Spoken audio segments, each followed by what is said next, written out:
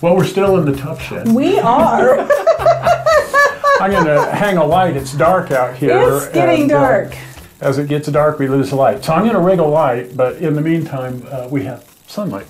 Sort of. It's getting cloudy out there. Imagine that. Last Tuesday, we looked at an Cane brass engine from 1960, one of the very, very early and very primitive, because these things weren't that neat when they first started out.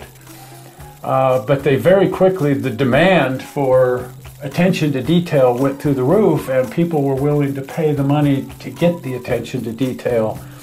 So this one is only a few years later, and as I recall, I paid $700 for it. And it's maybe a decade newer than the other one. Oh my goodness. You adjust that for inflation and I fell off the chair onto the floor. Holy crap. This one's a Balboa. Came factory painted.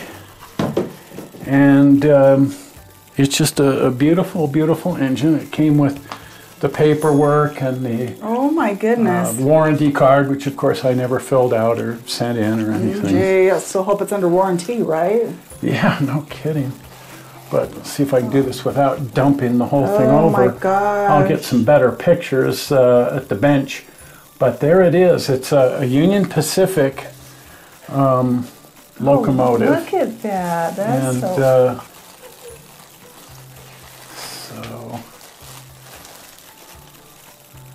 there it is. oh my.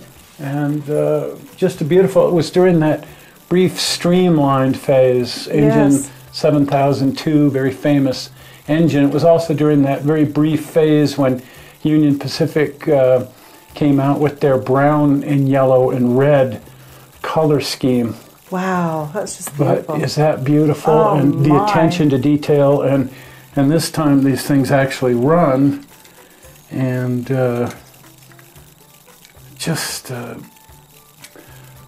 quality of the builds, you know, still Japan, but the quality of building just went through the roof. A huge difference.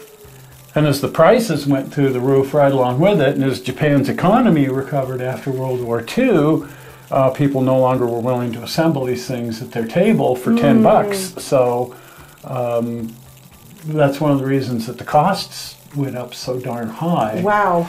And so the industry moved to Korea, where they could find someone who would assemble it at their table for $10, and to Taiwan, mostly to Korea. Right. And then as Korea's economy recovered after the Korean War, it moved to more to Taiwan and a little tiny bit to Eastern Europe after the fall of the wall, but finally landing in China, where it still is, where you can still find people Oh my goodness. assemble them for $10. Not at their table, but they work in a factory for 35 cents an hour. So anyway, just a beautiful, beautiful, beautiful locomotive. Oh, it is. The paint job is really beautiful. Oh, I love that combination. The tender is just gorgeous, and I've always been a huge fan of the Streamlined era. And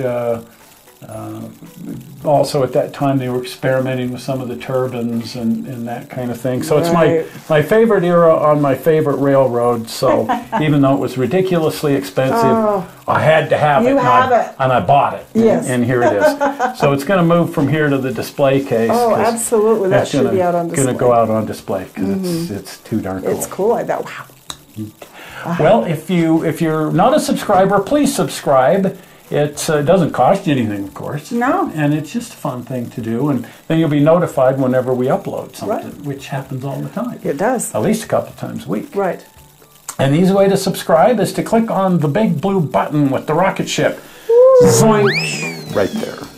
Well, we're not sure how you found this movie on the internet. We hope you didn't find it boring. And we will see you here on Sunday with the regular show. See you then. Bye-bye. Bye.